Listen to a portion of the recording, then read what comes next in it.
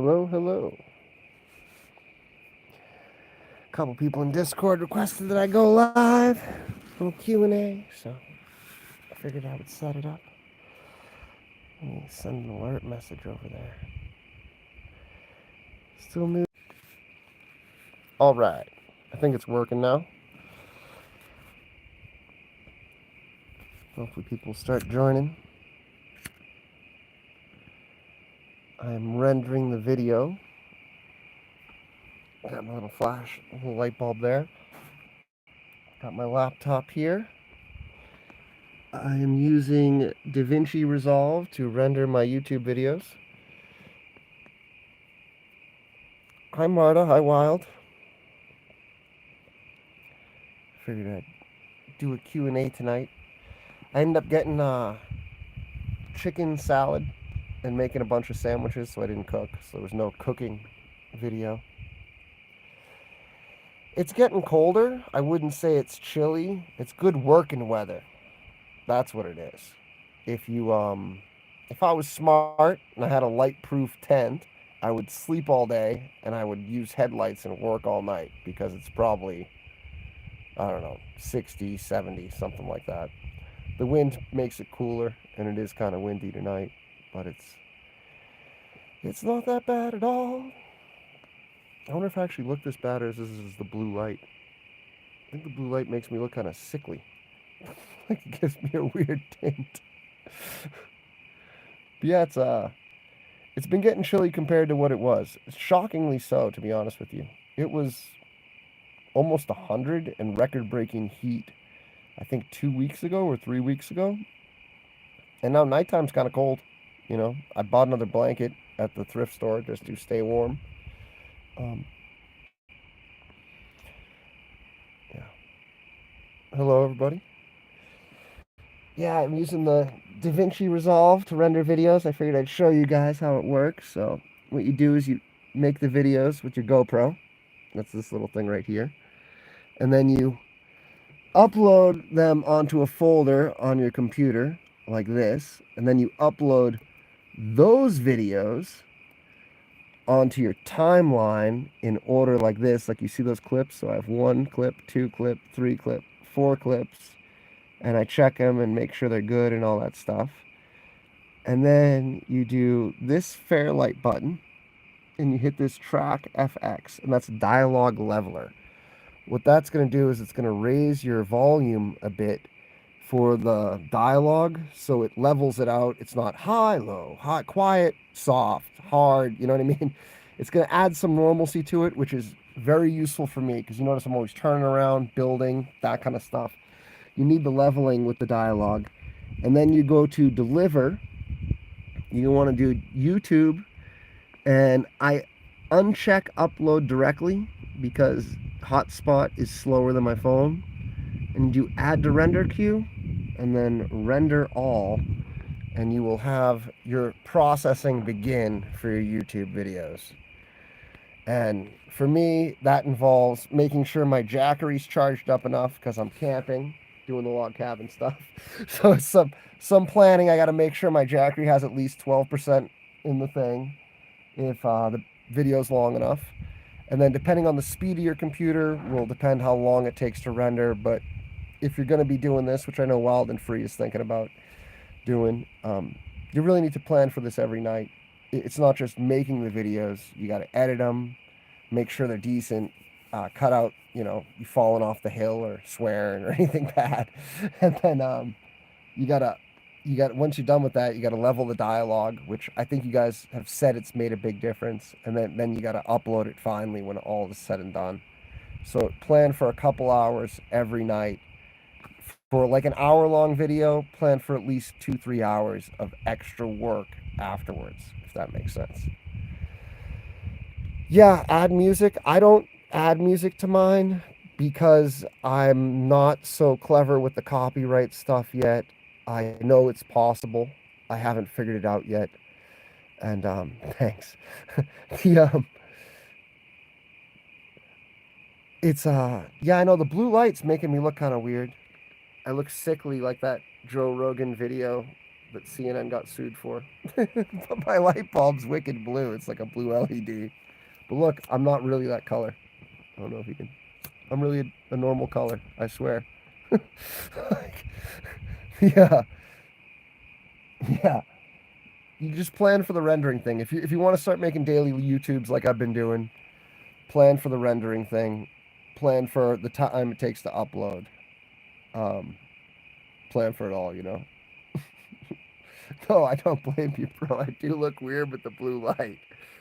I look like an alien or something. And that's not my real color. Like this is, I'm more human colored, I swear. The crickets are nice. Um, if the crickets are ever super quiet, it gets scary. Every once in a while, everything just goes quiet. You'll hear like a stick break. You're like, uh-oh, what's that? There was a bear going up the creek a couple nights ago. The first time I went live basically because I was like, this might be it. It's me versus the bear. But he was getting closer, and probably like, if you're watching the live, I think I almost hit him with a rock. He was had to be like 20 feet or something, but he took off after that. It was a little nerve wracking. Not super used to it. Wish I had a shotgun or something. Um, Not because I want to be like eating bear, but if the bear starts hurting my dog, I definitely choose puppies over bear. And it's just peace of mind too. Having a little something to keep you safe, make you sleep a little easier. I'm I'm not stabbing anyone in anyone's nightmares.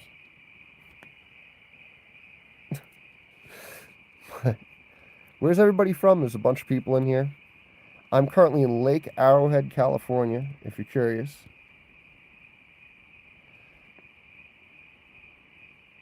Thanks, buddy. I appreciate that. Yeah, I mean, Jesus is great for a lot of people, no matter what kind of Jesus or Lord you're into. Confucianism's interesting because it's like you are more philosophical based, I would guess. Michigan's a cool spot, awfully chilly in the Michigan. I know Wild and Freeze from Tennessee. We got any Europeans or Asians on here? It's always cool when people are international.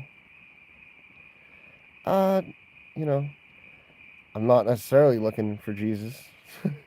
it's I think you have an animals are born and they can walk within a couple of minutes or an hour. I think people are born, unless you're like an actual psychopath or something, you have some morality built into you, some consciousness. That's God, whether it's Jesus, Muhammad, uh, what is it, the Jews? Yahweh? I think Jewish Jesus is Yahweh. Whichever religion you are, we all share common truths, common rules, common customs. Treat others as you want to be treated. Make the world better than it was when you got there. And that can be the room you enter or just everything you do. If you make every interaction you have with people positive, you make the place a little better, that's all the Jesus you need, buddy. The idea of following can make you misled. Northern Illinois, Del Cab, home of the flying ear of corn and home of the first barbed wire made in the USA. That's pretty cool. That's how we tamed the West, right? Cattle country. Uh, the cabin, I'm not in the building section yet. I've been doing a lot of excavating. A lot of dirt has been dug. Um, I'll show you, but it's probably easier to actually show you on tomorrow's video. Let me pull this up for you. Yeah, you can kind of see in that little screen capture there how much has been done. I'd say out of this last section that I'm excavating, I've done, it's 6 feet deep, 18 feet across. I've done 4 feet across all the way back. I've done another 8 or so feet, 4 feet down, and the rest of it needs to go. So there's some work to be done, but a lot has gotten done. Um, Yeah, the dirt and the brush, it's moving slowly. The brush makes a big visual difference. A big difference. Um, I think the brush will. That's kind of the thing. I hate digging. It takes a lot of work. I like when the digging's done, but the way that the brush cleans up the yard, I think, really helps the way it all looks. It makes it more homey. It makes more space for the dogs. It's relatively quick compared to digging, so it's a gratification return for sure, making you feel like more progress is being done than the digging. The digging's wild. Um, some stuff you start doing, and you, like I move a lot of dirt sometimes, and you look back and it's barely anything's moved. It feels like multiple wheelbarrows worth of stuff. What inspired me to go off grid? All right, so I don't even know, about 5 or so years now. I used to be in the weed industry. I moved from Boston here to do weed consulting. And I actually listen to some music when I'm working. Let me tell you how I got off grid first. So I was driving to LA one time from my place in the desert. I used to live in Marina Del Rey, but I had a place here in the desert. I was driving to Orange County to meet with investors and business partners, and I got rear-ended by an 18-wheeler. It broke my back in two places. I had bleeding in my brain, and I had crazy amnesia where I couldn't remember shit. I ended up having a seizure like 8 months later, which restarted my whole healing process. And during that time, I was stuck indoors, and I hate being indoors. Um, Not that I don't historically hate it, but after just being stuck in the house for years on end, not being able to travel and everything else, it's it took a toll on me. And I had watched log cabin stuff, and I lived near Big Bear in the woods. I lived at the bottom of it in the desert, and I would drive up the dirt roads sometimes and get firewood and slowly recover. And I just always kept telling myself, like, I almost died, and I was basically slowly dying in the desert. And I hate the desert. I just couldn't stand it. I just I've done a lot in my life. I've had a ton of jobs. You probably can tell I don't really do what other people want me to do as much as what I want to do, and I've kind of done that my entire life. I've been willing to take risks, embrace my biggest fears. I don't really care. Like, I could lose. I've been raided by the police multiple times and lost everything I've owned. I've had threats of jail. I've almost died. I've had people try to stab me, shoot me, fucking all kinds of stuff. At some point, you just like look back and you go like, why would you hold yourself from what you want to do? So I've been a bike messenger. I've always tried to do the things I want to do, and it becomes harder and harder in life, especially nowadays, as you all probably know, to afford just the basic things you want to do. So I'm sitting here and I'm taking a step back, and it's not just do I want to live in the woods, do I want to be off grid and that kind of stuff. I don't want to be dependent on the system. I don't want to depend on them, for one. For two, I don't want to owe them. Gas and electric, just electricity. Like, how many of you in here has your electricity bill gone up over 4 times in the last 2 years? It's insane. It's complete. What if it goes up 10 times more? You're going to start like keeping lights on or turning off the fridge? It's too much.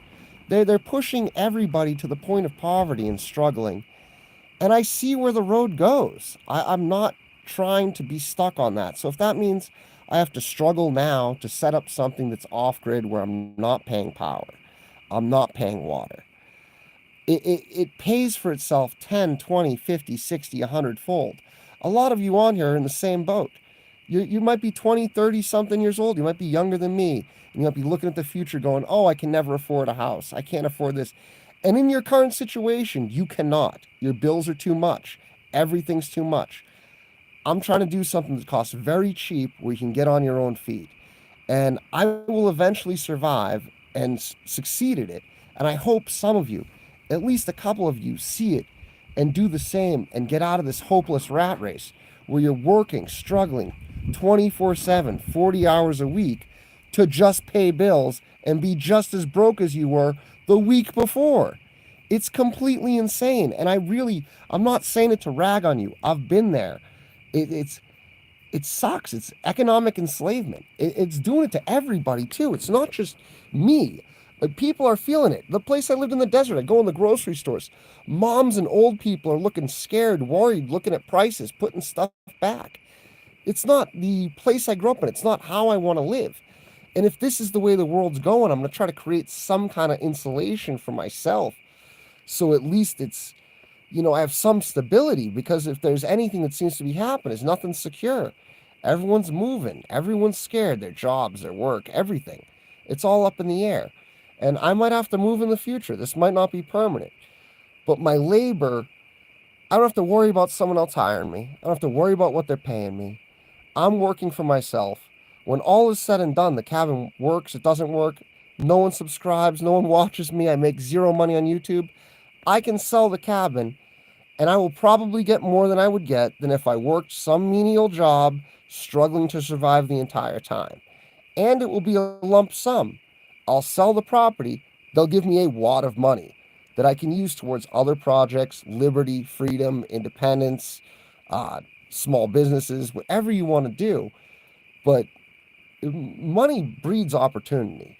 Money gives you access to options, you know?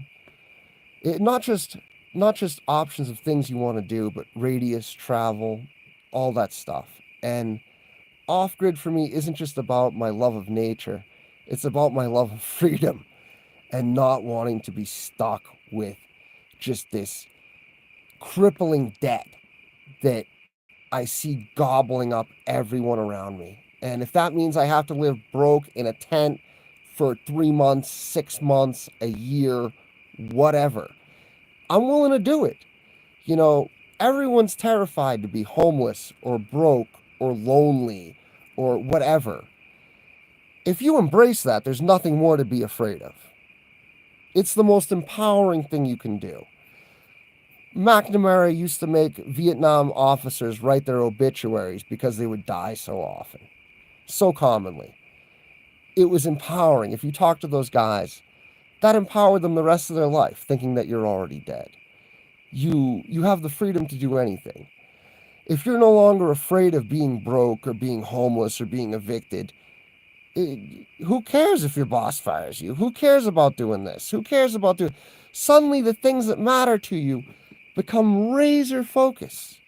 It's no longer, I need in and out, I need this, I need that. It's, this is what I need, this is what I want, And I hope a lot of people out there, I think the more people that do it and see it and start grasping and getting control of their lives and getting out of this economic enslavement, and whether it's off grid or van life or whatever, doing something where you can create some kind of wealth, prosperity, lack of bills, and future for yourself is the way where you could own a home, have a family, have some type of normalcy in, I don't know what you would call this, economic collapse, the empire going away, whatever is happening. There's, there's some way to ride the storm, so at least it affects you less. Um, I was talking to Wild tonight about this, and he's talking about doing it all yourself and homesteading and that kind of stuff. And that is real. That's something that's doable. But I hope you all, if that's what you want to do, I would urge you to look at communes or community or friends, because if you're a jack of all trades, you're a master of none. And if you want to be completely self-sufficient and on your own, you got to be a carpenter, a mechanic, a doctor, a gardener. You don't want to go to a bad doctor. You don't want to be a bad doctor to yourself. So it's worth it partnering with similar-minded people to start some type of commune, or to join an existing village or commune or community that exists out there, where it's people living that rough rural lifestyle that you enjoy. But the guy down the street's the mechanic, and you're the carpenter, and this guy does stonemasonry, and together you form a community. And you might not necessarily need everyone to have a ton of money and that kind of stuff. It can still be, hippie go, buddy, friend, that kind of stuff. But it you have a better quality of life when you have friends to rely on, for sure. Like a village matters. Doing what I'm doing out in the woods, I I I love it. I wouldn't recommend it for everybody. There is a prison aspect to this that a lot of people don't grasp. You lock up everyone, a million people go to jail and they don't do anything. How many dudes could write a book, a screenplay, something? There's things they could accomplish there, they do nothing. Being by yourself means you have to motivate yourself.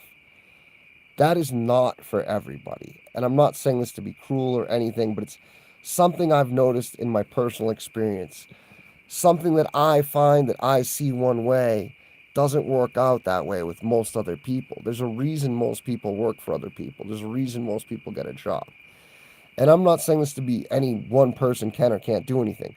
I'm just saying if you are going down this path, and not just the log cabin thing, but the YouTube thing, if you're going down the path where I'm going to start this, I'm going to do this, it's your baby. No one else is going to get up and make you make videos. No one else is going to get up and make you work on your cabin. You have to be willing to do it rain, snow, sun, or shine. And some people are built that way. I think there's a guy Wild who wants to do this. I think he's got that kind of personal determination. But that's not something that is for everybody. And I think you should, if you're planning on doing this, I think you should take a realization: is do am I willing to be alone in the woods?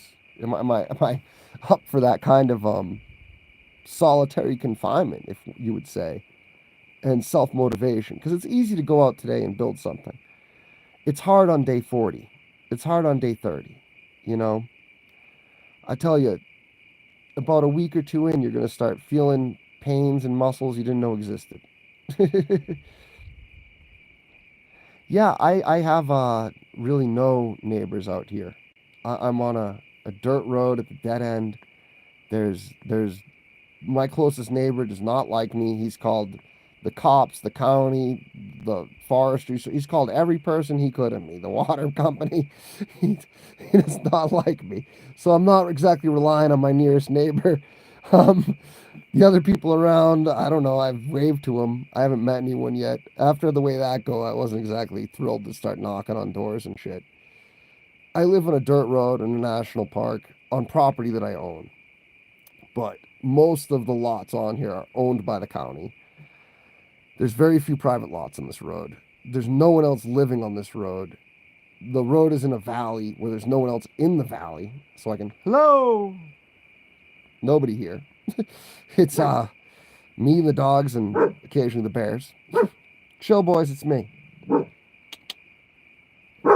But it's the neighborhood itself is rich, and the idea of some broke asshole living down the street in a tent destroying my property value or whatever it is they might have as their problem against me in particular.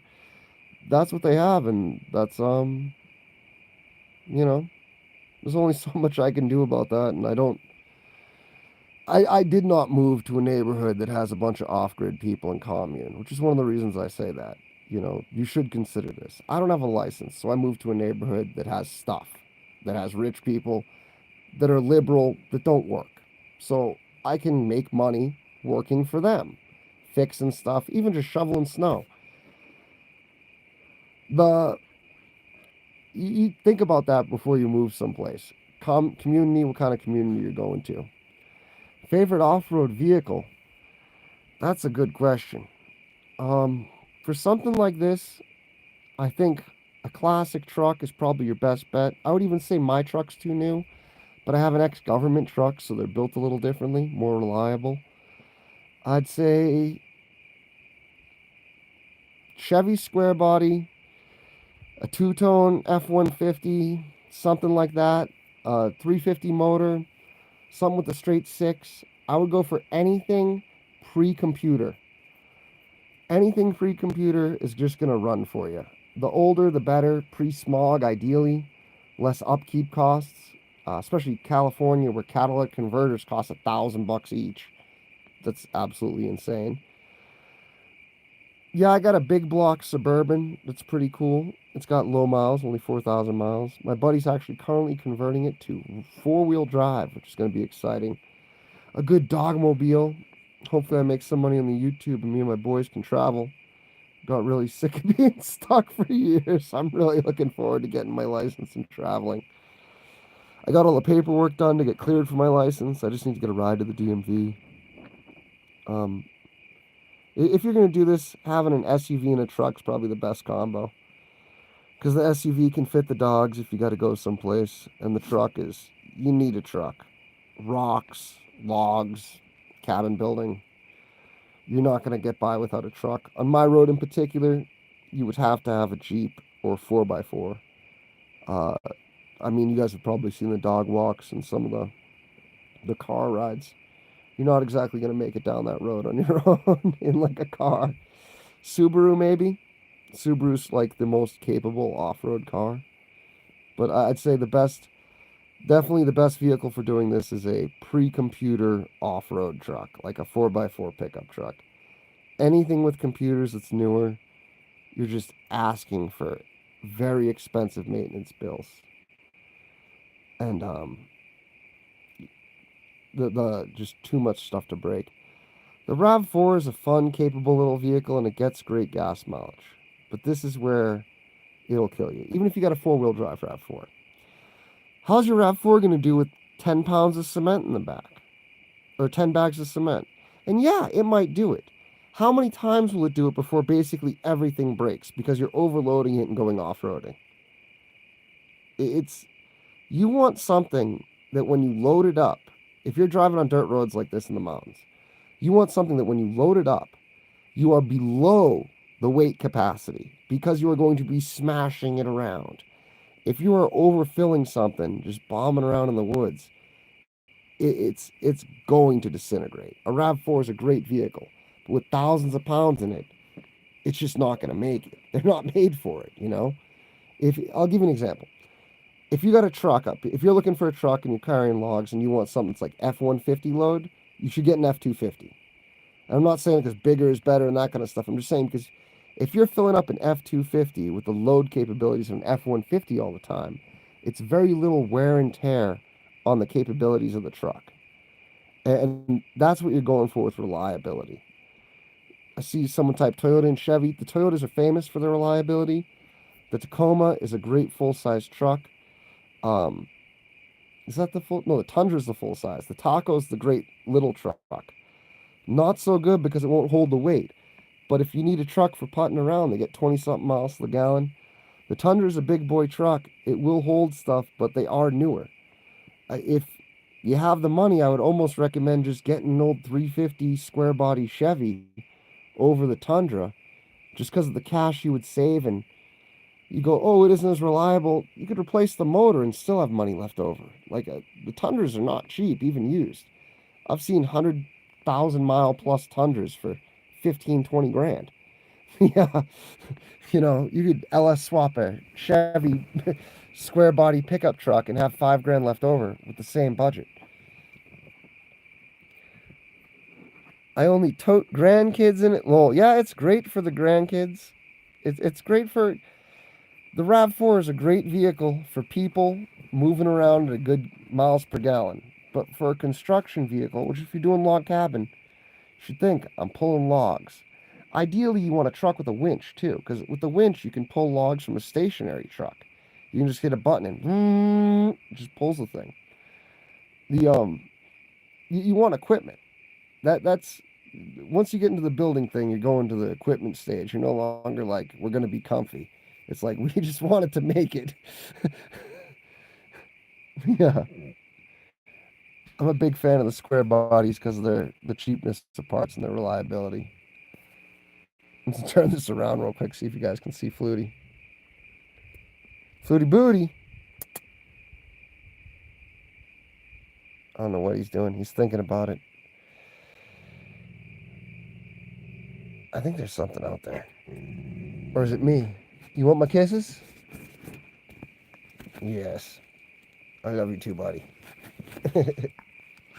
Yeah, strength, Strength and reliability is the key for off-roading and surviving. Oh!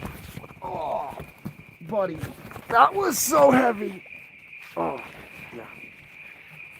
He just jumped. Oh. Yeah, I guess thank you all for joining me. It's going to be hard to respond like this. I gotta pat my puppy. I gotta pat my puppy. Yeah, and you guys can't see anything. I hope everyone's having a great night. What kind of vests are these? These are called Ice Fang, and they have metal clips. If you have pit bulls and you have more than one of them, I cannot recommend enough that you get 4 metal clips. It has 4X metal clips, Ice Fang harness. The reason why is I used to have harnesses with plastic clips. They would free each other all the time. They would just walk up and crush the clips with their mouth, and then one of them would be free, and then he'd free the other one, and you couldn't leave them unattended for like 1 minute. It was terrible. I went through like 3 harnesses from Petco and stuff, and before I just ordered these on Amazon. These are not, I don't want to give you the wrong idea. These also have a front clip for if Flutie pulls, it'll pull him down instead of him pulling forward, like a little front chest clip. But these are not the top of the line. The top of the line would be one of 2 things. A military jump vest, which is like a parachute vest, or a tack vest, which is like a plate carrier for a dog. Those are the absolute top of the line. I just don't need bulletproof pit bulls. I don't need bulletproof pit bulls, and I don't need to launch them out the truck with a parachute or anything. So I didn't. I went for like, normal stuff. But there's also there's one you can get that's for search and rescue dogs that has a big ass antenna on it, so you can just like let them go in the woods and find them anywhere. I think that's pretty cool. Yeah, they're good little boys. They mean well, but they definitely escape and do stuff they're not supposed to. Like today, they went running and rolled around in bear poop and still kind of smell like it. And I'm not super thrilled, but there's not a bunch I can do about it at this point. He launched up here with the full force of a meat pop. Ugh. Bugga, bugga, bugga, bugga. Does everybody have dogs, or is it just me? I know Wild has some dogs.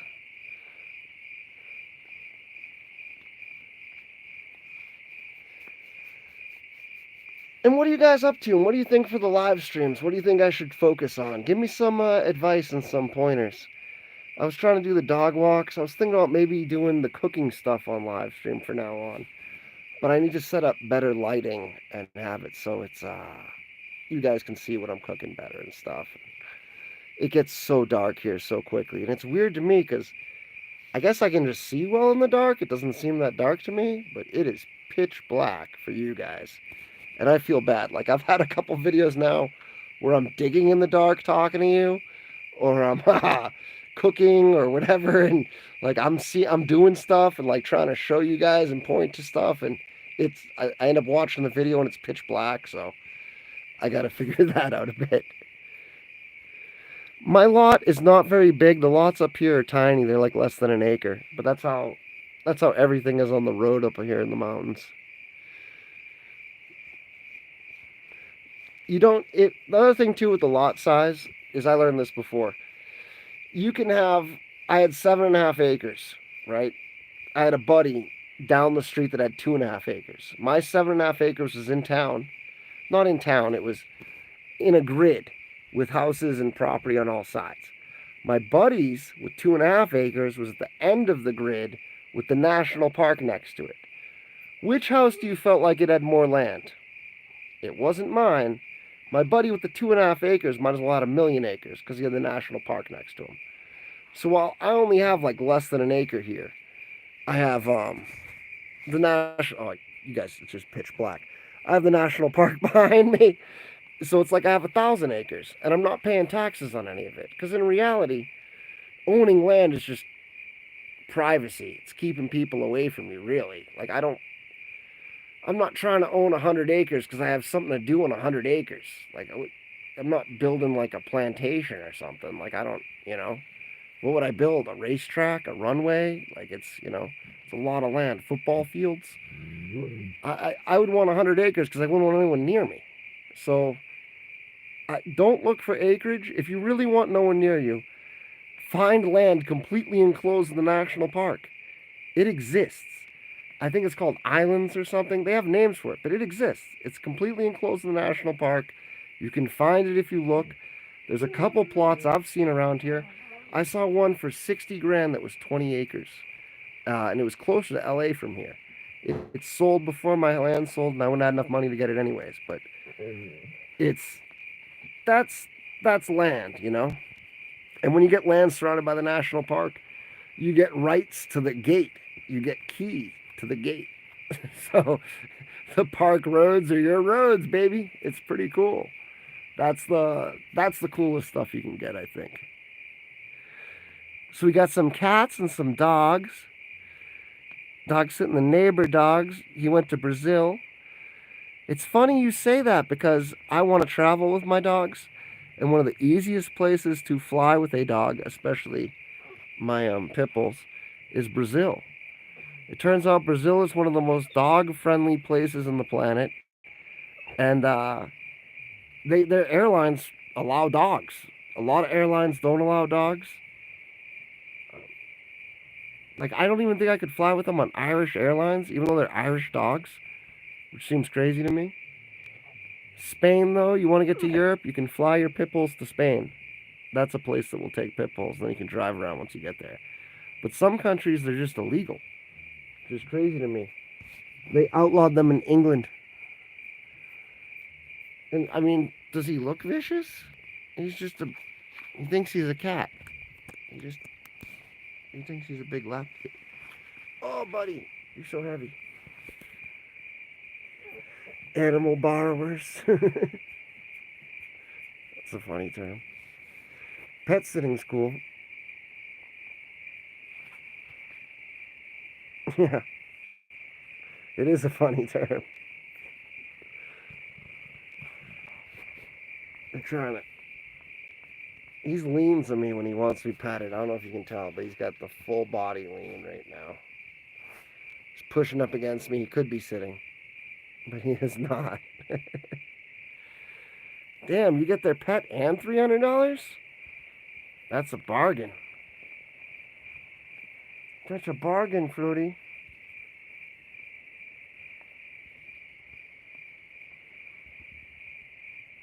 Yeah, I hear you, man. The struggle is real for a lot of people. Where are you living as above, so below? Were you in Illinois? I'm forgetting. A lap pup. Yeah, this one is.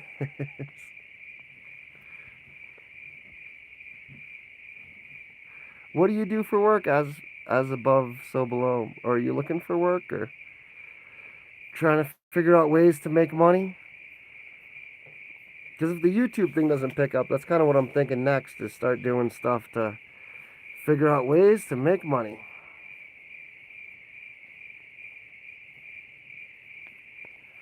Union elevator work is the best paid.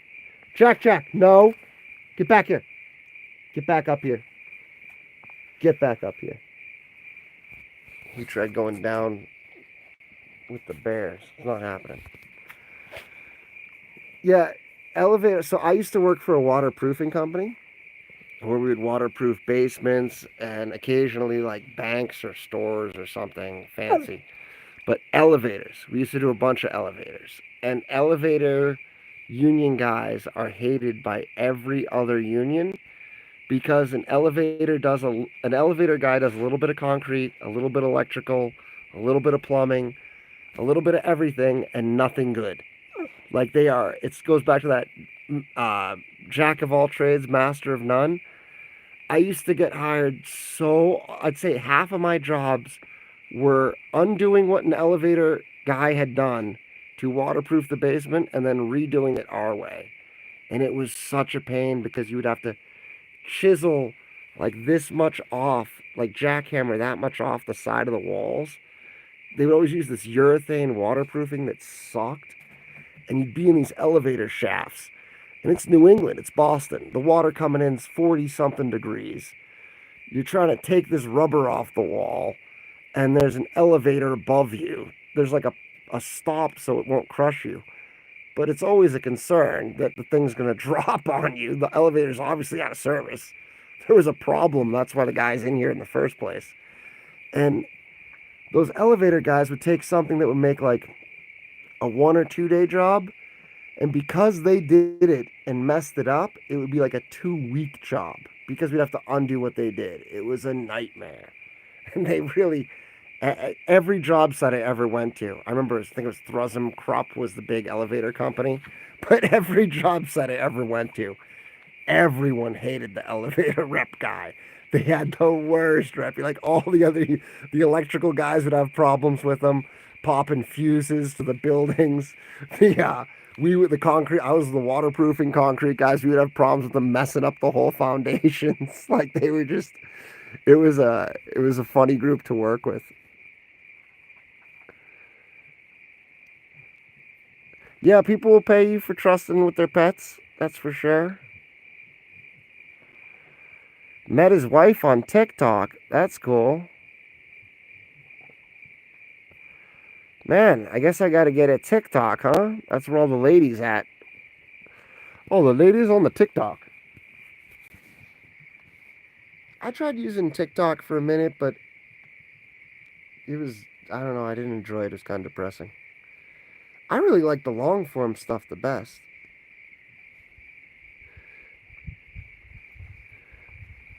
Yeah, no, I appreciate you guys' help. At this point, I think it's like the same people that I'm always talking to on live stream and stuff. I don't think we have any new people. If you're new and you've never been on here before, say something in the chat. Let's see. We'll indoctrinate you into our cult of puppies. What are you doing, fatty? He's like spinning in my lap. Oh, is that what you were thinking? Thinking we're gonna make out? Huh? I don't want to kiss us.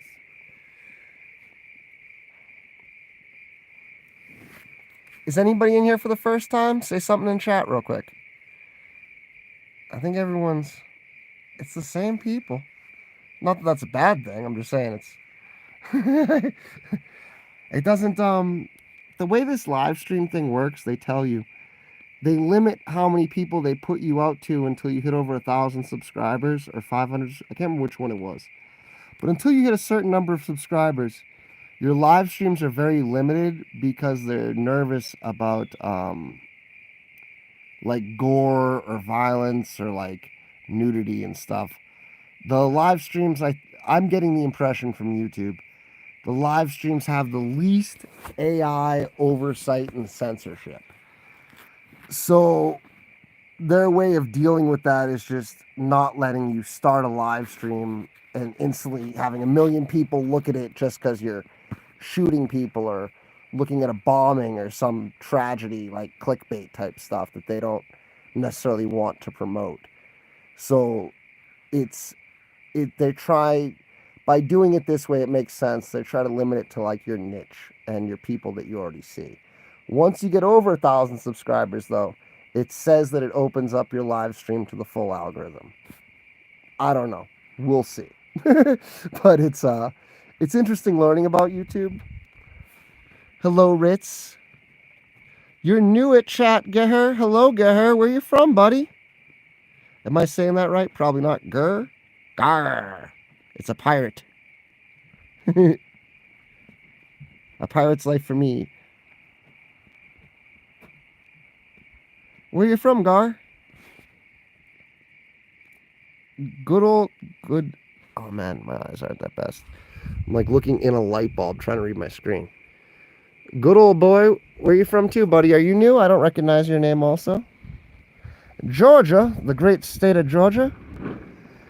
I was in Fort Benning for a while. That was an interesting place. You know, Georgia, I think it's this year or next, is supposed to have more studio space by square footage than Los Angeles, Studio City, which is crazy if you think about it. People talk about companies leaving California and stuff like that, but I don't think people realized how much of Hollywood has moved to Georgia. I want to say it's Athens, Georgia is the town they're moving to in particular, but I could be wrong. You might know better than me, Gar. Gar. And good old boys from Texas. That's a that's a mighty fine place to be from when you name good old boy. I like Texas. I've been to Dallas, Fort Worth. It was nice. I think Dallas was the only cowboy kind of Republican city I've ever been to. This was like 20, 30 years ago when I was a kid. And it was very clean, very nice. People were like holding doors and shit. And they're wearing cowboy hats. And we were in the city, and I thought it was kind of interesting. And there was no hills. That was the thing that got me about Texas. We were driving around. The roads were amazing. So smooth and flat. The roads in Massachusetts are like, they might as well be dirt roads in comparison. But there was no hills in Texas. If you look around, there's no like landmarks. It's not like, oh, there's the mountain. You know what I mean? Most places you go to, there's some kind of visual, geographical landmark. And Texas, it's just that kind of threw me off a bit. Like, I'll give you an example. Massachusetts, downhill is east, pretty much always. Like, no matter where you are, downhill is pretty much always east, just by the shape of the land. I did like Texas. When I was a kid, I went there, and I went to a cowboy bar. And I want to say I was like 14, 15, something like that. My stepfamily's from there. And they're Texans. My step uncle works for Remington and sells shotguns to the police, and like regularly has them over for like shotgun shoots. You can't get much more Texas than that.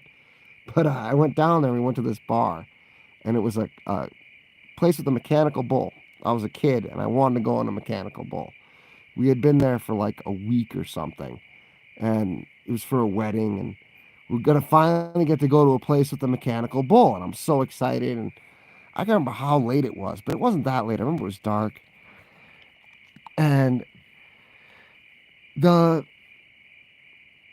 place with the mechanical bull, I'll never forget it. You enter the door, and there was a gun check. And I was like, I'd never seen that. I'm from Massachusetts. Nobody has a gun.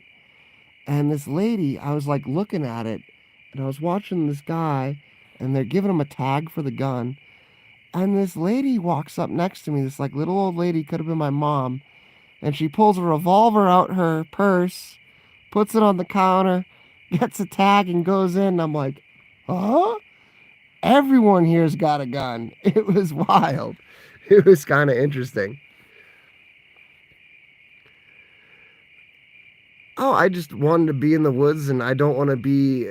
I was just answering this earlier on, good old boy, but I don't want to be dependent on the system or constantly build. You're in Texas. Has your power bill more than doubled in the last 4 or 5 years? I'd be willing to bet yes, along with probably your gasoline and your water, like the rest of us. And I just kind of, what if it goes up tenfold? You know, I see the way it's going. I don't want to do that so much. So making something where it's not necessarily off the grid, like no power bill, no water bill, no bill, no debt. You know, that's what I'm going for. Starting a new life with zero debt and full freedom. That's probably the best way of saying it, you know. I imagine in Texas, I'd probably be doing something similar. You got good country with lakes and cows and oak trees, good trees. Oh, it's going fast. Seafoam and fog. No, what's seafoam? Did I miss someone type something to me? Okay, sorry for this. Wow, Jay, you're my favorite. Oh my God, Jay, are you serious? I'm gonna text you. I am so sick of wearing dirty clothes. It's not even funny. Like, and if none of you know, if you guys have watched the video when I got that gift basket, that was Seafoam. Seafoam is my hero. I love you, Seafoam. Thank you so much. It was Oh my God, you're making me want to cry. I'm wearing dirty clothes for God knows how long. The laundromat down here is broken.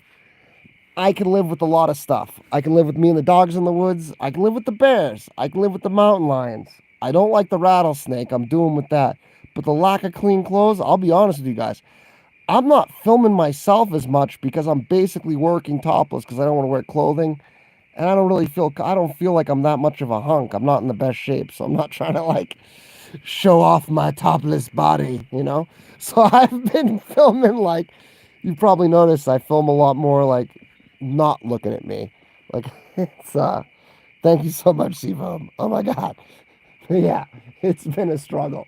The laundromat near me literally broke like the day before I went to go there when I moved to a new town after moving in the woods to build a cabin. What are the odds of that? Like, if you can imagine, you move off grid someplace to build a log cabin, you're like, oh, I got a grocery store, I got a laundromat, everything I need, it'll be fine. I even got a thrift store, you know? And the day you need laundry, I got like a bunch of clothes. I'm not like in need of clothing. But the day I go through like 20 something shirts, 15 pairs of pants is the day, because I tried putting it off to the end. I'm going to get as much done before I do laundry and do it all at once. And the whole thing's broken. The whole laundromat's been shut down. It's been a wild, that's been the wildest part of this adventure. I don't, just putting on dirty clothes is not something for me. You guys probably can't tell because I'm dirty living in the woods and stuff, but that's, it's not the norm, you know? I do shower daily, even though it's not technically, I bathe in water daily, let me put it that way. Um, but yeah, I just, you're so dirty digging and stuff. Like, oh, more people are typing so fast, I'm missing it. Yes, thank you so much, Seafoam. I'll definitely text you tomorrow. Get a 5 gallon bucket and toilet plunger to wash clothes. That's one of the slickest ideas. So you're like, tunga, tunga, tunga. That's a pretty slick idea. Me and the Wild and Free were talking about getting one of those washboard things and just going down to the creek and finding some kind of nature friendly soap. But the plunger's pretty slick too. It's going to look like I'm churning butter. Yeah, I mean, small channels like this, like you too, good old boy. I appreciate the support. If you don't know, I moved up here about a month ago and I've been camping. I'm making a log cabin. My property's like this. So instead of making the log cabin, I'm notching out a flat spot so I can make a log cabin. It's 5,000 feet. It's sunny. It's California. It's hot. I am old. I'm not in the best shape. And it's not going as fast as I thought. Most of these YouTube channels you'll watch, they'll show you how to make a log cabin. Probably better than me. They'll probably do it faster than me. But if you want to see a realistic approach of a 40-year-old dude out of shape that was really badly injured moving to the woods to start new, what it would take, that's, this is probably a more accurate one. So if you're lazy and decide one day I'm going to move to the log cabin, what it would look like me doing it. It would look like wheezing, yeah, struggling to pull dirt, getting a little better every day. It's it's been a process. The goal in the eventual cabin, so if I build 10 by 12, there's no permit. If I want to do bigger than that, I need a permit. If I was in town, it'd be even worse. The town is like rich and they have their own building codes and restrictions. I live in unincorporated San Bernardino County. Unincorporated San Bernardino County is mostly the desert and extremely poor. They don't really care what you build as long as you pay them. So I could build a bigger cabin and just pay them. I'm probably going to do a 10 by 12 at first because winter is coming. Next to a ski resort. I'm literally the closest thing to, the only other thing that lives on this valley is at the other end of the valley. It's not on the same road, but at the other end of the valley is Santa's Village. I've never been to Santa's Village, but I get the impression it involves snow. So I'd like to get the 10 by 12 done before the snow gets here. Whereas if I try doing like 16 by 16 or something that I would probably like better and be more comfortable inside of, I'm less likely to finish it by winter. And also the permit thing.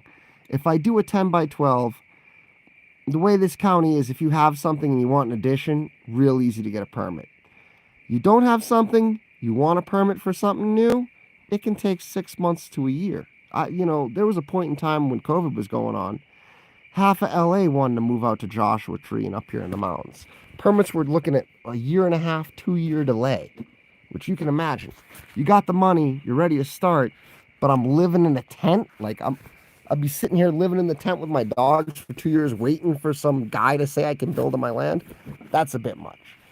If you keep it under the restrictions and the regulations and the permits, you can do what you want.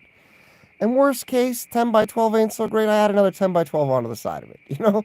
Just keep doop, doop, doop, doop, Lego setting it until it's what I want. The other thing too is I can always go vertical. So it might be 10 by 12, but it's probably going to be 2 or 3 stories. Already it's going to be 2 stories with this 8-foot basement I'm digging. But the permits, fees, depending on your state, can be insane. Los Angeles, the permit for a single family home is $100,000 plus. If you include permits, hookup fees for water and power and that kind of stuff, you're looking at over $100,000. And that doesn't include labor or materials or the land or anything actually building the house. It's just permission from the people of LA for you to build a house. And then they act shocked why there's no affordable housing. Duh. It's insane. I'm from Massachusetts. People call it Taxachusetts. I was shocked when I heard the permit costs of building houses. I used to do a bunch of construction back in Mass. I've been off and on, doing construction jobs my whole life. I've heard people crying about 30, 40 grand in fees. $100,000 to live in LA. And it's not even, it's absurd. And that's why when you drive around LA, you see what I like to call little shacks for $500,000, $300,000. When I lived in Marina Del Rey, I was right next to Venice Beach. Edward Norton owned a shack, maybe a little bigger than this wood I built. Tiny shack you could imagine on Venice Beach. It sold for $8 million. $8 million. I've seen RVs bigger than this thing. It was I don't know. Does everyone that lives out here hit the lottery or just living off a credit or what? I don't understand. But the prices and what you get on some stuff just makes no sense. And I know a lot of other people felt that too, so they sold their houses and moved. It's there's you guys saw my neighborhood. It's beautiful. It's gorgeous. If you went to Arrowhead Village, it looks like Disneyland. It's even prettier. And when you look at the price of the houses there, it's expensive. But when you compare it to the cost of homes in LA, why would you ever live in LA when you could live up here? I don't understand. It's night and day difference. My ex-girlfriend worked in Hollywood. She lived in Studio City. People were leaving their trunks open and their windows down in their cars because they were breaking into the car. And her rent's probably higher than what it is up here. It's totally crazy. They so the amount of money that you end up just struggling to survive to pay rent. People are moved, This is gonna be a great place for me. Let's see what you guys are saying. Yeah, 10 by 12 is all I need. Oh God, bud. You get down. No. Get down, big boy. You're a good boy. You're just too heavy. Oh, I'm trying to read what you guys are saying. Yeah, less is definitely better if you're not paying someone for the right to build on your own land. Who am I stalking right now? I'm not into stalking. Was it because of the picture? It looks like a scary movie to you. Here, I got a better one for you. We'll do the classic campfire. Ooh. Oh.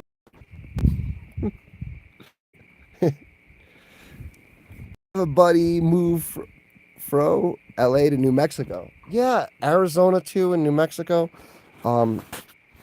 Arizona looks like LA now.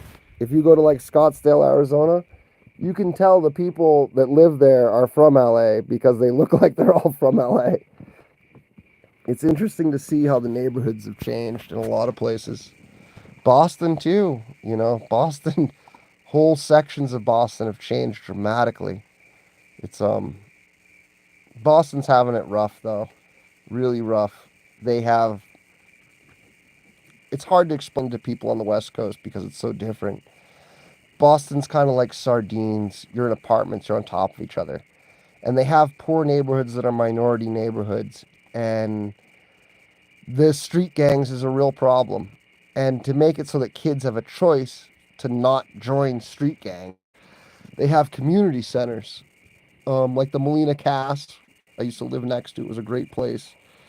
And they're inside. They're like a boys and girls club or something. They have basketball courts and swimming pools sometimes, and like foosball stuff for kids to do, so they're not out on the streets, you know, becoming gangbangers like the older kids. And they shut them all down. Like my buddy, I still have a lot of friends that live there and stuff. And my buddy was telling me like the kids on the street, robbing people at the train station and stuff. Like things are just, it's getting bad. Yeah, I'm from Massachusetts. Um, I have family in Boston and Saugus and in Natick and like around the general area. I'm from like Dorchester, like up near Marky Mark and the Funky Bunch. When I was a little kid, uh, New Kids on the Block, Marky Mark's brother, used to live a couple blocks from me, and his house would be surrounded by like high school chicks. I was like 7 or 5 or something. I was a little kid going to Catholic school, and they would wear this blue to white fade eyeliner. It was like the thing back then. Um, it was cool. When I was a little kid, I met Marky Mark one time at the corner store. He bought me a clearly Canadian green apple soda. He bought me and my friends like candy and soda. We were just there, and I think we were just slow, and he just bought it for us to get us out of the way. To be honest with you, but he was kind of a cultural icon back then. And there was Whitey Bulger. I don't know if you've ever heard of that guy, but Whitey Bulger was a famous gangster whose brother was the person in charge of the state house of like ran the government position of the state of Massachusetts that hired and fired everybody.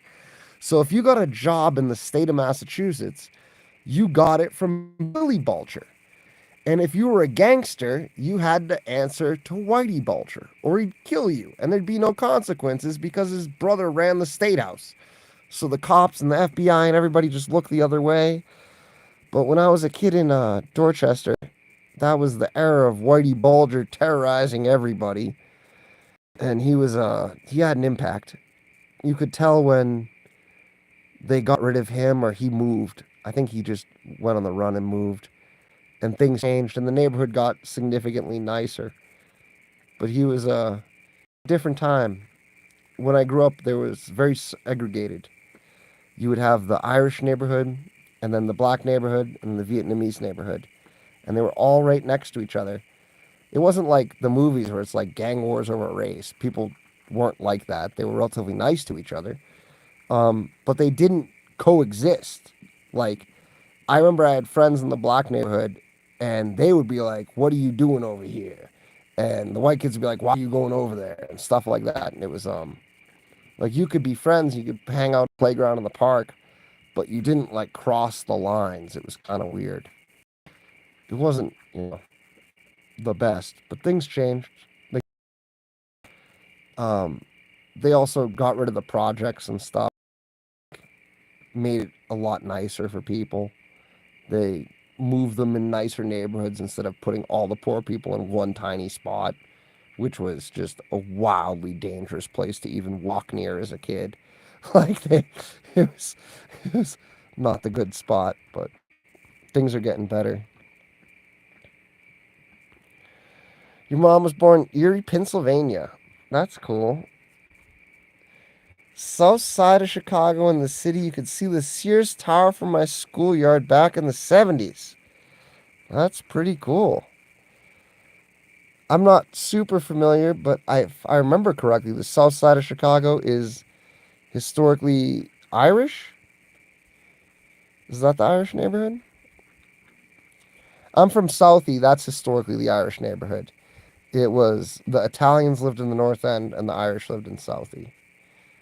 And then I lived in Stroxbury with my mom, which was also super Irish.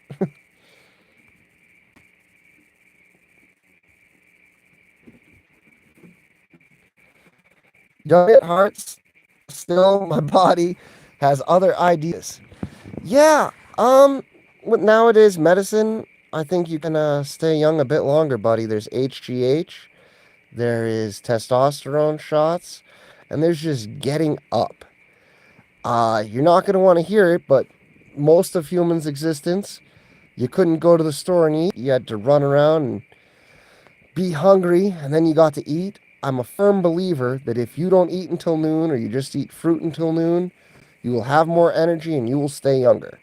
And I'm not just saying this because of the medical studies and stuff. I'm saying it because I started just eating fruit until noon and it has an effect on you. It really does. The other thing that will make you age a lot is just exposure. And you can't unexpose yourself. So that's a hard thing to do. As you can tell, my skin's messed up. I've been in sandstorms. I've had sun poisoning. I've I've had all the skin taken off like a strip, if you can imagine, between a face mask and goggles. Everything that wasn't covered by that, I had taken off in a all my skin taken off in a sandstorm one time. That that's a weird experience because it hurts at first and then it doesn't hurt, and then afterwards it hurts a lot. it's that's a you don't realize how messed up you're getting because it stops hurting after a couple seconds. South side of Chicago is the baddest part of town. Oh, is that like O Block and stuff these days? Leroy Brown, I've heard of him.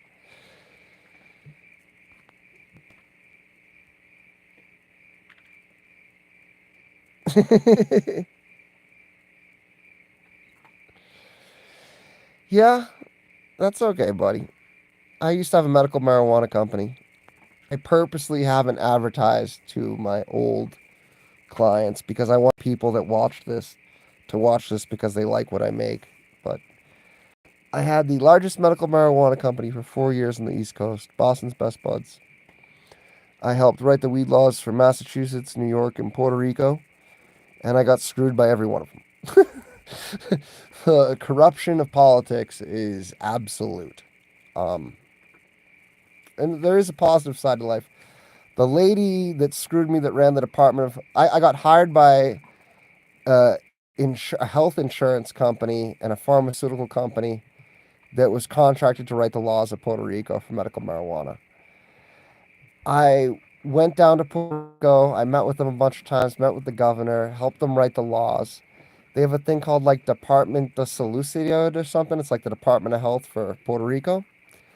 The lady that ran that stole what we did, changed a couple sentences around, and made it so instead of helping the state, it would help like her corrupt brother and stuff like this, and screwed over me and the pharmaceutical company and the insurance company. That led to the insurance company um, basically got the FBI to arrest her over that and some other stuff. And she got crabbed walk on like national news for being a corrupt politician. Massachusetts, they got away with it and won. They got rid of all medical marijuana companies. They created a legal monopoly locally and cultivation. So one company has 98% of the state's cultivation square footage, and there's only one dispensary allowed per town. And that destroyed me. I was the largest medical marijuana company. When I got shut down, they said I did as much business as the next three dispensaries to combined. So it gives you an idea why they wanted to shut me down. Also, I paid every driver $20 a delivery, which, in hindsight, I found out they don't like it when the workers are paid and no longer in debt. They want all the workers paid a bare minimum, which is exactly what they did. A financial enrichment and financial freedom, I think, is liberty.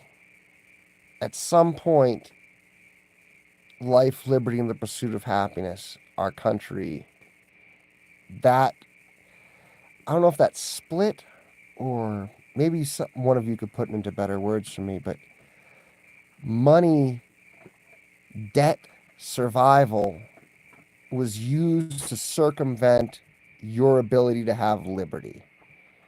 And that probably goes back to why I'm in the woods and why I'm doing this, because I want that liberty. But that's a common trope of society.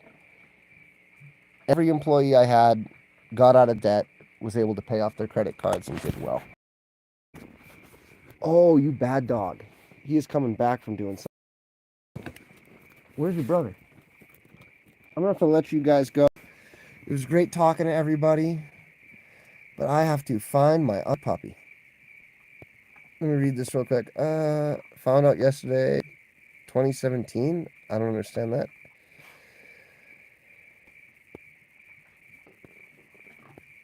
Yeah, I could tell the story one time. Maybe when I get more people. It was in the news. I mean, it's not a unknown story. It was in like every news at the time. Like, it's Boston's Best Buds. It was the largest medical marijuana company. I wasn't like hidden. Jack, get back here now. Come here. Stop trying to escape, buddy. Before that, I had gone to every state house hearing meeting and stuff like that on medical marijuana. So I was very well known. I had done a bunch of interviews and stuff. It affected a lot of people. It affected me and my finances and my future and stuff. But to be totally honest, I feel bad more for the sick people that got screwed.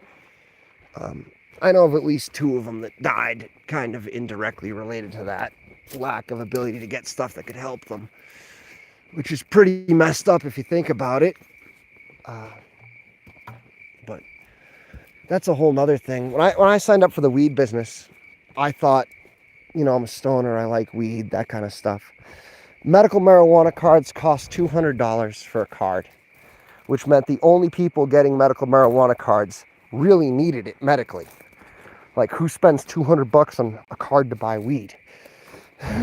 Like, that's costs more than the weed, So what happened is, instead of being like, yo, bro, stoners and hippies and that kind of stuff, the people that I was dealing with were wildly sick.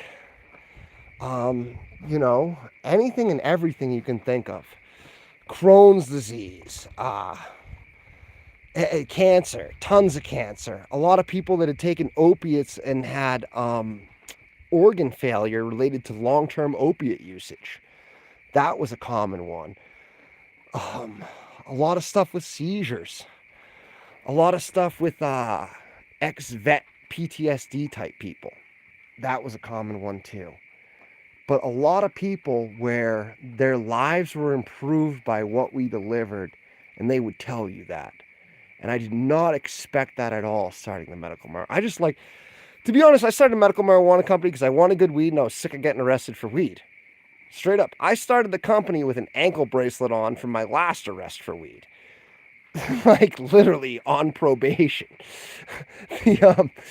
Which, you want to see a probation officer that's really pissed off, bring a lawyer in while you have a weed charge and have your lawyer explain to them that now you have your paperwork, you can smoke weed, grow weed, and sell weed, and they can't do shit about it. Your PO's like, huh? It's like their whole job. Like, that was one of the funnier conversations of my life, was that PO meeting.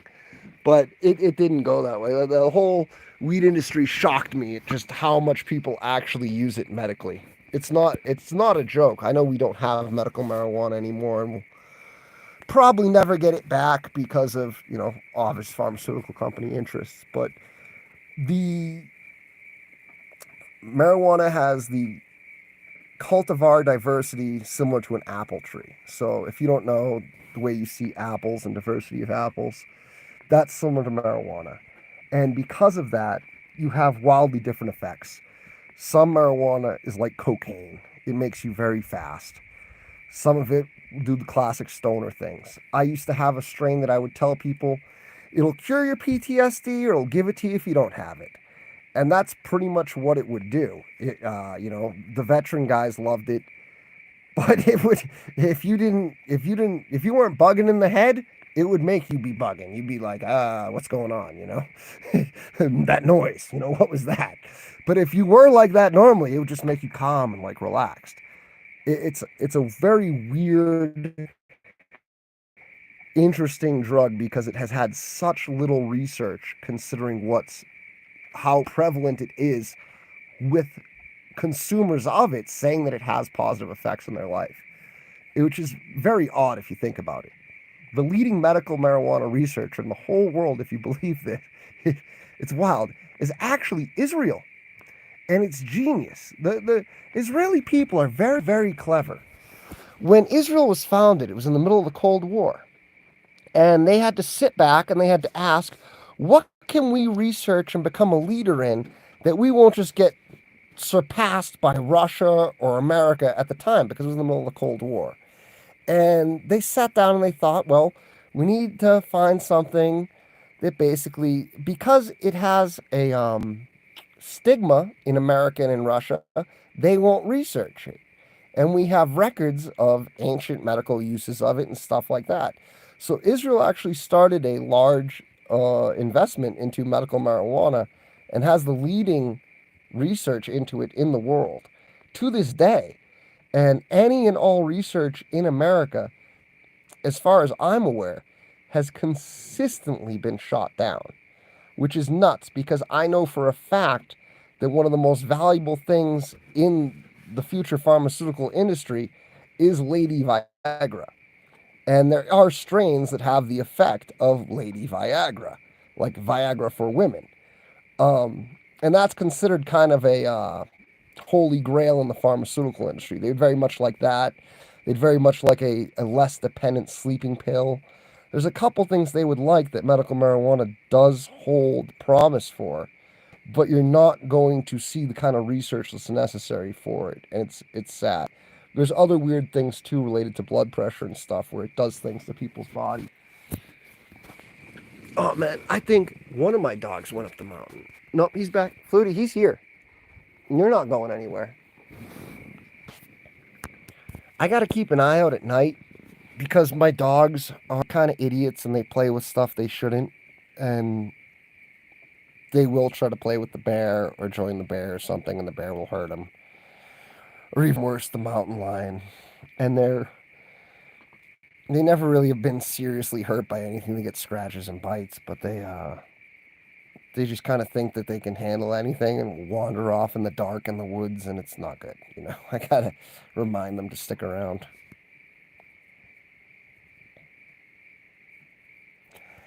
A FOID card. What is an FOID card?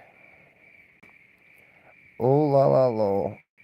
Yeah, they make it difficult, like different laws about it. Yeah, I mean that's on purpose. I can tell you. I mean, you're not very dark and it's very political. I'm not sure if I should like talk about it on YouTube. It's a little risky because YouTube is such a blatantly liberal platform. But what happened is Massachusetts allowed the corporations of medical marijuana, so you can have stock companies owning marijuana. So all the companies are now based out of Massachusetts. They're directly linked to the DNC, Hillary Clinton, and basically what you would call the deep state. They work as a retirement program for ex-Democrat politicians. So if you look at every single if you look at every single recreational marijuana company in every state, you will see a direct link to an ex-politician, whether it's local or state level. In most, they required local approval and state approval, which meant you had to pay them off on both ends. So you end up with a politician at a state level and a local level sitting on the board of every company. So nationwide, the marijuana industry has basically become a retirement program for corrupt Democrat politicians. And I wish it wasn't that way because the guys that actually made the weed industry have been tremendously sidelined. And if they're not, they're basically employees for their companies because of the capital restrictions put onto the companies. They had to take on obscene debts just to start it. And when you take on debts, you don't own it anymore, unfortunately. Weed guy about business. I went to Northeastern for finance, so I had a bit of a heads up. I'd taken a class in contract law. I'm not an expert or contract lawyer, but I can read them. Uh, the weed guys were not like that. They signed contracts. They got pushed out.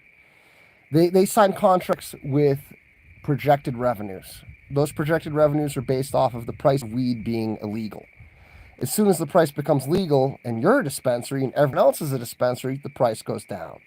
You don't meet their projected earnings, they seize the company, they got it for free.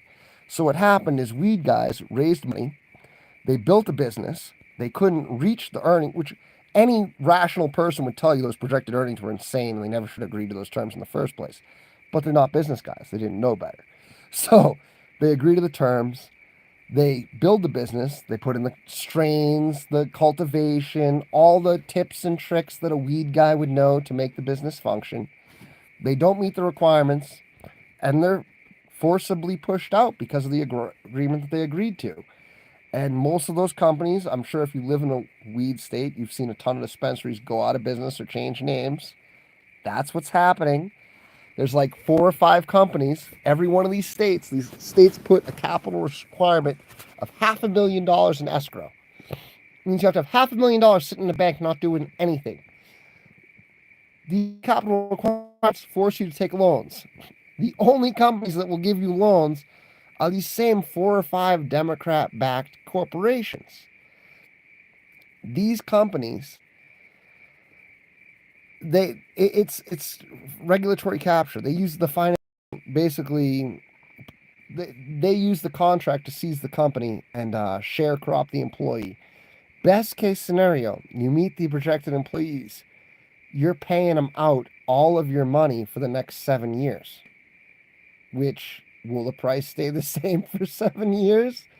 It's not going to happen. So that's how we have a monopoly in the weed industry now in all the states. That's why there's so few companies left. That's why there's no mom and pops, even in like California. The smallest mom and pops here are like Dr. Green Thumb, which is the Cypress Hill guys.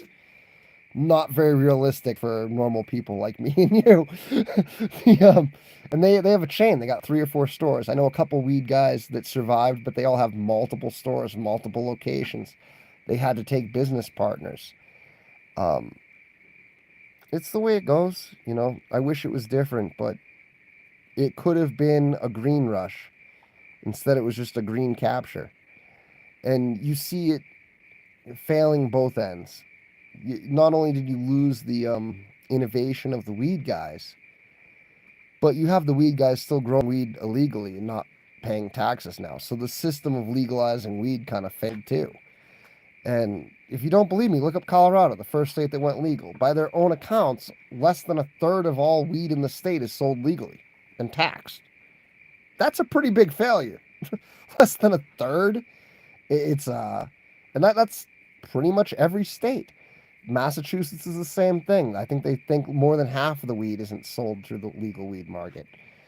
It's it's just absolute foolery and bad business practices, but they don't care because they write the rules, and it's not about what's good for the community. It's about what's good for them, and that's what they've done. I I wish it was different. I hope when the next technological marvel or industry comes along, we learn from it or our kids learn from what's happened or something, and it becomes more small business friendly and egalitarian. If I became president on the weed industry, you want to know how to fix it? Limit all cultivation to 5,000 square feet and criminally outlaw everything bigger. You'll immediately stop big business overnight. And we need to have some kind of program with like co-ops for street gangs. The idea that weed went legal and the Bloods and Crips and like all these homie G gangs never got a dispensary should be a shame and a blight on us as a society. Because we had a perfect opportunity to incorporate an outlaw element of gang violence and drug sales to become legal corporate citizens in America, and we kept them out of it. It's absurd. It's completely absurd. That's the one thing that like I really regret. I spent probably over $100,000 a month every month on lobbying politicians, and it was a drop in the bucket to the millions being spent against me. And it didn't do anything. And, you know, I wish I didn't. It's probably my biggest regret is in giving politicians money. they are they are the worst people. Lobbyists too. Like I liked my lobbyist. He was a likable guy. I think that's part of the job. But oh my god, dude. I could have saved families. Like I could have helped a lot of people with that. And instead, I tried helping recreational weed because I was sick of being arrested for weed. I had the medical business, but I had already been arrested multiple times and didn't want it to other people to go through that shit. So the idea of spending the money to make it recreational felt like a solid move on my legacy. Like something like this is, I've already fought this hard, been to jail over this all this time. Why not spend whatever dollar I like? They're just gonna raid me again. Like from the moment I know they're just gonna raid me again. So I might as well spend every dollar I have making it recreational and legal for everyone else. What I never expected is that we could vote on something in a ballot and then it would go to the state house and they could just change the meaning of all the stuff we voted on. I didn't realize that that's how things worked. I was just naive and you know, I wish it worked out different. There's a couple things I wish I did a ballot initiative to stop corruption, to allow prosecute immediate family members of politicians, to include them in corruption, because the way that corruption happens is I don't bribe you, I just bribe your kid or your wife, or I pay their nonprofit. And I know this because I spent like hundreds of thousands of dollars on these fuckers. So like I know that's how it works because they told me where to put the money. But 50 grand I could have bought a ballot initiative for the state, and I mean, what are they going to do? Try to hurt me? that would have had more effect than recreationalizing weed. I'll tell you that much. It would have been a lot cheaper because by the time it came out, it would have been too late for them to fight. They wouldn't have seen it coming. The weed industry, they were fighting me tooth and nail from the get-go. Um, every medical marijuana hearing was basically them trying to pull some shady stuff with the Department of Public Health and me getting the news and other companies involved to call them out on it and just stopping it. We were never able to get anything through, but we were able to stop all the bad things that they were pushing through.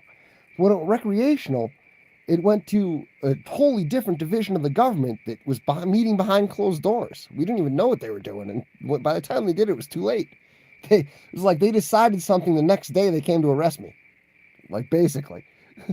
I didn't go to jail. I was in court for 4+ years last time without jail. And then they eventually dropped the charges. They stole over $300,000 worth of stuff and products. They could not find it. I pushed the case to find it. The judge agreed with me. They appealed. It went to appeals court. I spent more money on appeals court, which is holy fuck expensive. It goes to appeals court. There's a 3-judge panel in appeals court. They pulled out a rule from the British occupation of Dorchester from the Revolutionary War saying that they could take my property and not reimburse me for it. What is that? Like, what is that? And it's not about the weed. The real thing for me was I wanted them to admit that the weed was missing and then basically bust the cops that had been stealing it from the evidence room and selling it to their friends in town.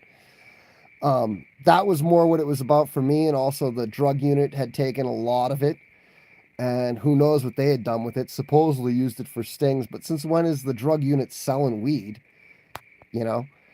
A lot of my stuff was prepackaged, pretty much everything. So I had people sending me pictures months, years later of my weed. So I know, you know what I mean? Like, I know that they're stealing my stuff.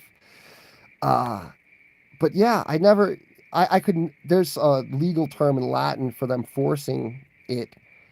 And they were able to object to it and hold it off to appeal. So they never even had to prove that it existed, if that makes sense. So they stole so much weed from me, they had to rent a U-Haul. And then they couldn't find the U-Haul or the weed. That's quality police work right there, you know? Like, you want? So, like, I don't know. I wish I had some answers for you. I got some regrets. I got some things I wish I did different. But I look back at things sometimes and I'm like, was I just an idiot? Has it always been this way? I think I was just naive. I thought people were more idealistic and more respectful of their position, but there's a lot of crooks in office. There's a lot of crooks higher up. There's a lot of people that are higher up just because they are crooks. And the one thing I really learned from that is if someone's only purpose is to be in office, they should not be in office. There's a lot of politicians whose biggest fear in life is getting a real job. And you shouldn't be afraid to work. And the kind of people that are afraid to work will do anything and justify doing anything to you to get out of doing work. And that was how it was with those and to this day, a lot of those non you want to know where the money goes? It goes to nonprofits. It goes to contracts that people don't bid against, or when they do bid, they bid in collusion. So I'll give you an example. My cousin used to have a landscaping business in Western Mass. They would plow roads. To some extent, the landscaping companies would all collude to keep the price at this rate or higher because it wasn't worth it for them to do it for less. And why kill each other over it? A new guy came in, he dropped the price on everybody. No one else bid against him. He got them all. He failed on all of them, and the town had to restart again. Every 4 or 5 years, my cousin was telling me that would happen with these snowplow bids. The bids I'm talking about are not snowplowing. We're talking building bridges. We're talking building schools. We're talking building buildings. They do not, they only take so many bids. The bids are buddies. They compete. They don't compete. You get the bid in your town, I'll get the bid in my town. You see this a lot with construction companies with concrete because aggregate companies only serve an area. And it just happens that they all get the contracts in their area. Weird coincidence how that works, huh? Like, nonprofits was another huge one. The guy that did the paperwork, I think his name Bob, not Bob Lazar, Bob something. If you look up Massachusetts marijuana industry expert in finance, he pops up. I can't remember his name, but his claim to fame was methadone clinics. And methadone clinics are nonprofit companies funded by the government at like 100, $200 a shot. So when you see those lines of junkies out there every day, the government is paying that methadone clinic 200 something bucks per junkie every time in line. That is the same laws they used to curtail federal law with drug distribution for the marijuana dispensaries. So the guys behind methadone clinics were the dudes that ended up being behind the weed industry as we know it. And the reason why is because they created the regulations for the weed industry. So the weed industry regulations for dispensaries, and you can look this up. You can talk to a finance lawyer. You can talk to a tax lawyer. It's the same fucking tax codes. They use methadone clinic stuff to launder the weed money. Because that's basically what it is. You're taking money from drug sales and you're saying it's not from drug sales. Methadone clinics have to do this because they're selling opiates to the masses. They're basically heroin dealers, but they're state-backed heroin dealers, so they want there to be a loophole for them.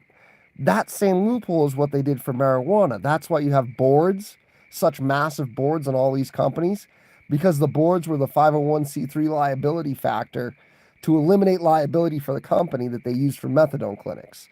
501c3s have 12-person boards. Other nonprofits don't have such bloated administration. Every medical marijuana company in the country, they want it to be a 501c3 because it's modeled after methadone clinics. When it went to recreational marijuana, they did the same thing because federally it's still illegal. So it's this weird cycle of corruption that you have just falling on top of each other. And it's not just the weed industry. I figured out that it's schools, roads, bridges, everything. And it's just been going on forever. And if you're not a part of it, you come in there naive thinking, the sun is shining and you don't know which way is up. Or the hardest part with lobbying is you don't know who your friends are. So you'll talk to a politician, you tell them what you want to do, you tell them what you're trying to do, and they'll say yes, yes, and gonna work with you and all these things.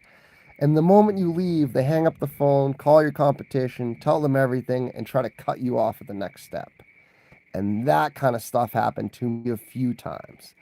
The best politician that I ran into was an old guy who worked on the top floor of the state house who dealt with veterans. He didn't care about any of the drama downstairs. He worked at like the dead end of a corner on the top floor. He just cared about the veterans and he just cared about helping veterans. A lot of my customers were veterans, so that helped. Another one was a small town mayor. The local you needing local approval meant that you could get shaken down on a local level. So towns mayors will want different things. You might go to a town and the town says, I want you to hire my moron brother for 100 grand a year. That's real. That happens.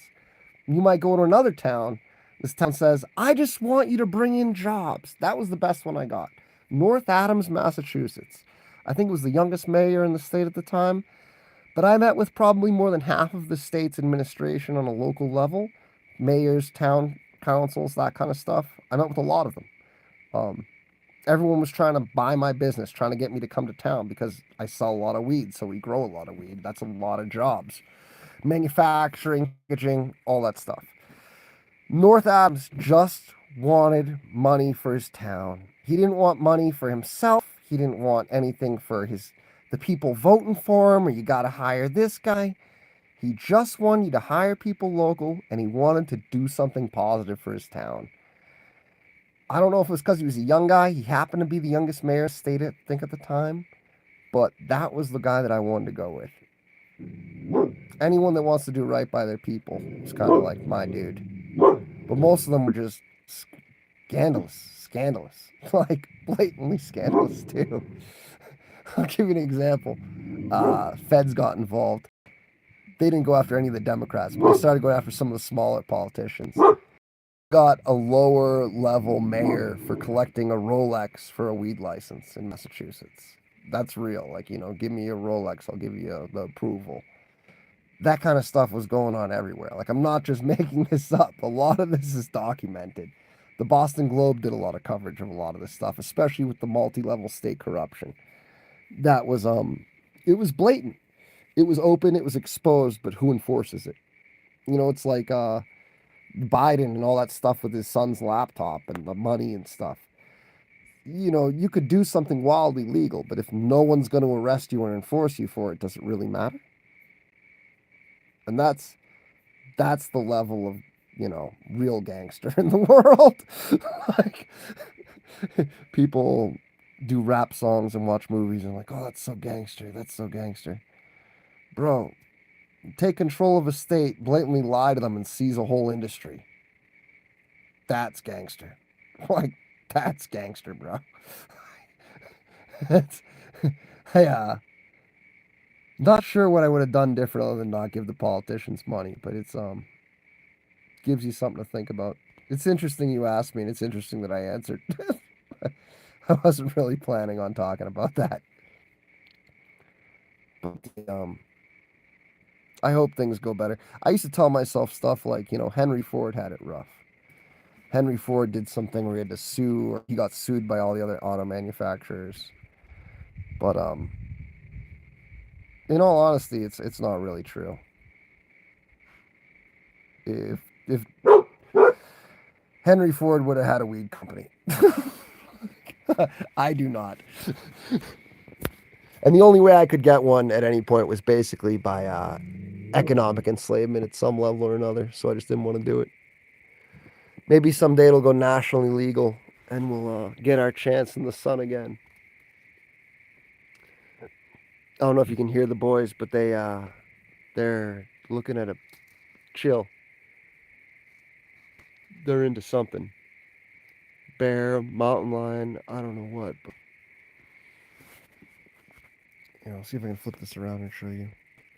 They start smelling in the air and it makes you really nervous. Oh, is there no flashlight? Can I put the flashlight? I can't put it on. Ruh-roh. Sorry, I'd like to show you guys, but I'm not very good at this. You can kind of see a puppy there. Yeah, they're smelling in the air, acting A little wild. Is there anything out there, buddy?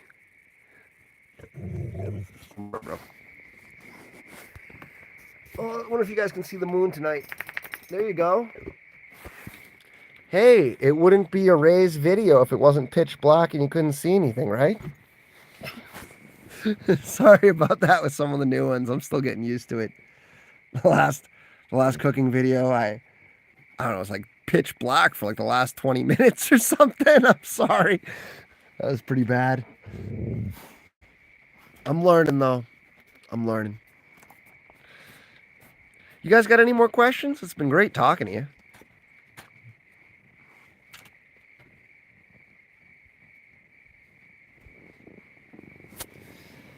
Night vision would be cool. You want to see something really cool? Check out IRNV Plus. It's night vision with infrared enhanced, so the people glow. It's some wild military stuff, but if you ever get a chance to look into some of those, you'll be like, whoa. Hello, Casper. How you doing, buddy? Where you from? I was thinking about signing off, so you got any questions? Now it's time to ask.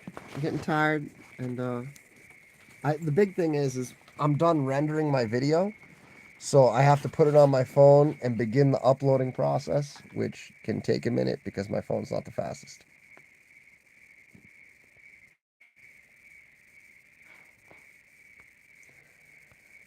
Oh, you know what I was just thinking of, Wild, if you're still in here? Things to get on your list.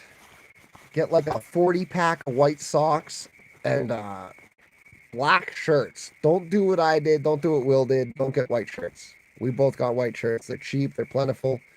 If you're shopping with a purpose, just buy black shirts. You can hide those little, what do they call them, lapel mics on them, and they don't get dirty. You know, buy like a 20-pack of black t-shirts that are identical. Simple solution for life in the wilderness camp and make a log cabin. White shirts get so dirty. And it's not just me. Check out Will's video. Every time Will's wearing a clean shirt, he just put that on, dude. I guarantee you. It's dirty making log cabins. Yeah. The black shirt will do you well. Oh, another thing too is sun shirts. Long sleeve sun shirts. That's another thing to add to the list. You'll thank me for it when it's bright and it's cooking your skin. Oh, it's been great talking to you guys. I hope you all have a great night. I hope to see you again in the future. I think I'm probably going to try to do cooking or dog walks or something. I want to have a theme with my lives, but I really like talking to you guys. The best would be if there was some way where you guys could talk with me. You know, Discord. There's always Discord. Join the Discord if you haven't. We got a jam session. We'll listen to music. I'll probably do that in a bit. You guys want to come in on Discord? We'll play some music, talk to each other. Join the Discord, join the jam session. Love you all. Have a good night.